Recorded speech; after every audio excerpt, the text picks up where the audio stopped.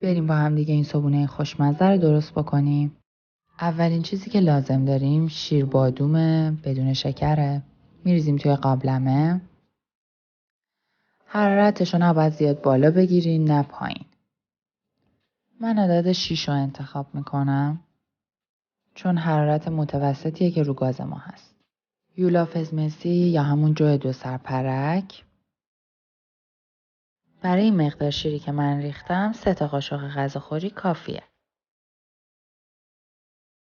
هم میزنیم یه مقدار روی حرارت کم تا خودش رو بگیره. میزان شلی و سفتیش بستگی به ذائقه شما داره. من حد وسط رو انتخاب میکنم تا به این حد در بیاد. از روی حرارت برمیداریم میریزیمش توی کاسه. من برای میوه‌ای که کنارش میخوام بخورم انجیر انتخاب کردم. برای مزه دادن بهش از گرانولا استفاده میکنم. 1 قاشق گرانولا میزنم توش و جی جی جی جینگ بگم بریکفست آماده است.